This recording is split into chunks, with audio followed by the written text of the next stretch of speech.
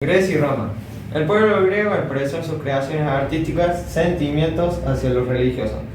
En su obra se podría apreciar el culto, es decir, la adoración, que profesaban infinidad de... Los templos griegos fueron decorados con imágenes de dioses y la escultura empezó a ser la expresión máxima del arte en esa época, ya que cumplía una función muy importante en la vida de los griegos, ya que tenían un valor único porque creían que no eran esculturas de dioses, sino que eran los dioses mismos. También podemos decir que tal característica permitió la formación de nuevos mitos y creencias aparte de estos dioses, como así también que el arte griego buscó la belleza a través de la armonía y el equilibrio. Atenas fue una de las ciudades-estado más importantes de Grecia. Dos grandes templos muestran la integración entre la arquitectura y la pintura. Estos son el Partenón, la Acrópolis de Atenas y el Templo de Zeus. Si bien el arte era anónimo y los artistas no firmaban sus obras, existen algunos nombres de escultores que participaban en esta época, que son Mirón, Fidias y Poliscleto. Y en cuanto al arte griego, podemos decir que tuvo una importante influencia en las artes occidentales durante muchos siglos, como así también que en sus construcciones arquitectónicas no se utilizaban las curvas, sino únicamente líneas rectas. Roma. Los romanos conquistaron militarmente a los griegos y los sometieron bajo su imperio. Sin embargo, los griegos ejercieron una influencia cultural muy fuerte sobre sus conquistadores. El arte romano tomó como modelo al arte griego, especialmente en el periodo helenístico. La arquitectura tuvo una gran importancia para el desarrollo, tanto de la ciudad de Roma como para todo el imperio romano. A diferencia de Grecia, la arquitectura romana utilizó elementos curvos como el arco y la bóveda. Las imágenes iconográficas estaban integradas a los espacios arquitectónicos de las iglesias.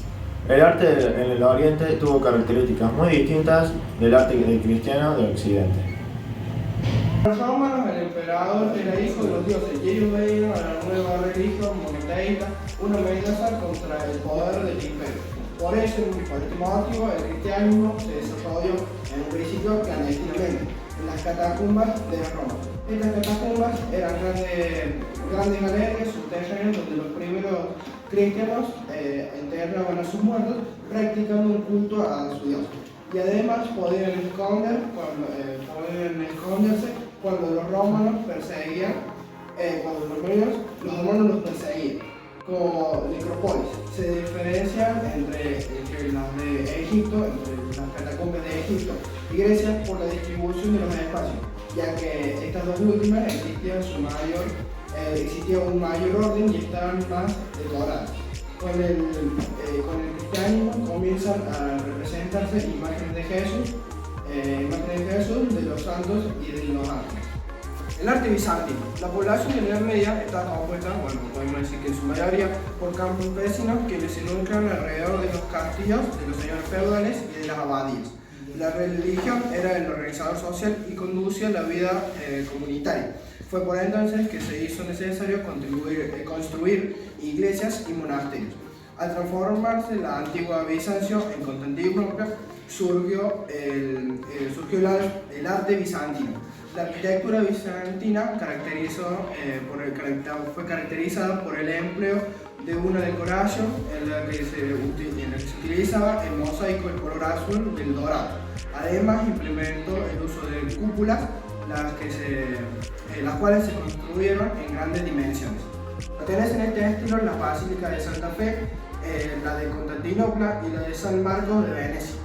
En la Edad Media, tanto en el Oriente como en el Occidente, hubo grandes discusiones sobre las imágenes y lo que significaban. Para muchas imágenes eran perjudiciales porque promovían la idolatría. Las luchas se dieron entre los defensores de las imágenes y los detractores de estas. Y hay que recordar que el cristianismo surge como una religión monoteísta y que lucha contra el paganismo. El románico y el gótico. La arquitectura románica nace de los elementos de la arquitectura romana y otros aportes de la arquitectura oriental. Las primeras iglesias se comenzaron a construir bajo el estilo románico, que se caracteriza por tener una sólida presencia y una poca altura, especialmente si lo comparamos con el estilo gótico posterior. Esta presencia es de poca altura, y más si lo comparamos con el gótico posterior. Pocas ventanas, pocas puertas. Esto lo hace muy oscuro, a pesar de que en los principios de la parte vivía la población en el campo, dedicándose a la agricultura y a la artesanía. De acá es donde nacen los poderosos, es decir, el grupo social, la burguesía. Justo junto a esta clase social nacen los justos cambios del orden social.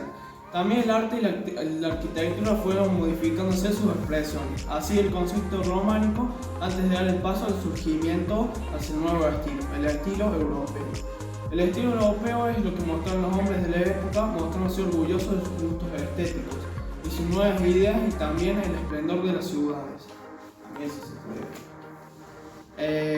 Esto evidenciaba un poder en la iglesia, ya que su elegancia, su altura y la cantidad de aperturas que poseen es el modo en que alcanzan el cielo con sus formas alargadas y en punta. Lo que quería expresar a través de estas construcciones era que los seres humanos concentraban su mirada en el filamento divino. Las construcciones de la Edad Media eran generalmente de gran tamaño. En algunos casos, para finalizar estas construcciones, se tardó más de un siglo. No era fácil imaginarse la variedad y cantidad de artesanos que trabajaban en ellas durante todo este tiempo, sin perder el sentido del trabajo total. Eran esenciales entre las obras colectivas y anónimas. El periodo románico, los temas tratados por los artistas fueron esencialmente de tipo religioso. Existía gran preocupación por difundir el cristianismo, y las imágenes cumplían una función muy importante, debido a que había mucha gente que no sabía leer, no sabía escribir, entonces tenían el promedio de imágenes. Las iglesias románicas poseen una gran cantidad de pinturas y estructuras de alto y bajo relieve, con imágenes que cumplían su función educativa. El goito esa función fue reemplazada por la vidriera llamadas vitrux, donde también se presentaban las escenas religiosas, que la diferencia era que al pegar el sol en la ventana se iluminaba esa estructura. El Renacimiento fue un movimiento que abarcó distintos aspectos de la vida cultural y política de Europa occidental, marcando nuevas maneras de interpretar el mundo. Estos hombres que vivieron entre el siglo XIII y XIV se autodenominaban renacentistas. Habían escogido ese nombre porque su intención era rehacer la forma, o al menos el espíritu, de las obras clásicas de Grecia y Roma. Los artistas concebían el arte como una ciencia con sus propias leyes, y lograron alejarlo de la intensa influencia de la religión que había ejercido durante la Edad Media. La fe en Dios dejó de ser el motor de las revoluciones de la sociedad y surgió una nueva consideración de la humanidad, que el hombre se había convertido entonces en el centro del universo. Con la revalorización social de lo científico, lo racional y lo filosófico, de modo similar a como ya había sentido y apreciado anteriormente los habitantes de la Grecia, los hombres de esta época también comenzaron a aceptar solo aquellas ideas las cuales pudieran ser comprobadas. Fue así como el razonamiento rigió la vida del arte. Este se convirtió en la captación racional del mundo exterior, sin perder fundamentalmente sus criterios de belleza. El Renacimiento vio florecer a muchas personalidades, entre ellas Brunelleschi, Miguel Ángel y Leonardo da Vinci. El arte renacentista, un fenómeno particularmente italiano que surgió en las ciudades pequeñas, enriquecidas recientemente, para extenderse luego a otras ciudades. El comercio que se estableció entre una y otras ciudades posibilitó el surgimiento y el desarrollo de este periodo artístico en el que las investigaciones y el arte tuvieron un amplio desarrollo. A los príncipes del Renacimiento les gustaba citar rodeados de obras de arte y de los hombres que las producían. Contribuían y mantenían a una corte de artistas, entre otras cosas, para que los inmortalizaran a través de retratos, esculturas y para que construyeran enormes y bellísimas catedrales. Estas personas que se encargaban de mantener a los artistas fueron denominados mecenas. El arte comenzó a cobrar autonomía. El artista se independizó del artesano y las obras, a la vez, se convirtieron en un objeto para ser expuesto, comprado y vendido, convirtiéndose en una mercadería. Para esta misma época, la Iglesia, como institución, adquirió gran poder económico y mandó a construir, entre otras obras, la Capilla Sixtina. Fue en esta época que se comenzó a utilizarse la perspectiva como un modo de representación del espacio. También aparece por primera vez la pintura del caballete, es decir, los cuadros pintados sobre un soporte independiente del espacio arquitectónico. Es un movimiento que surgió en Italia. Después tenemos lo que es el barroco, que fue un movimiento donde buscaban elegir poses que mostraran la distorsión de los cuerpos, pero se generaban los contrastes de la luz y la sombra. Este fue caracterizado por su ornamentación elaborada y encargada de detalles como líneas curvas, arabescos y asimetrías.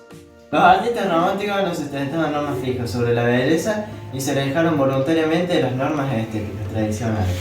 Para ellos los sentimientos eran más importantes que la razón y no les interesaban las normas clásicas. De alguna manera, esto significó una huida de lo real hacia lo imaginario y resultó para su contemporáneo un movimiento transgresor. Sus temas fueron el misterio, la muerte, la noche, con la intervención de mostrar los aspectos psicológicos que hasta entonces no habían sido abordados pacíficamente. El neoclasismo y el romanticismo convivieron en medio de grandes debates. Este último se perfiló en la última mitad del siglo XIX como el arte dominante, principalmente sobre la literatura y la música. Se anuncia en el siglo XX, la segunda mitad del año del siglo XIX, las distancias se cortaron gracias a la intervención de nuevos medios de transporte y de comunicación. Los avances tecnológicos a partir de la revolución industrial, el uso de la maquinaria de vapor, la producción masiva y las nuevas ideas positivas se difundieron con rapidez. Se habló del progreso a partir de esos momentos, se entendió como la intervención y descubrimiento de distintos elementos que contribuyeran a prolongar y mejorar la vida humana. Y lamentablemente, en muchos de estos casos, se utilizaron elementos para la dominancia y la guerra. Los grandes inventos cambiaron la vida del hombre ahora y los trenes y los automóviles se desplazaban con velocidad.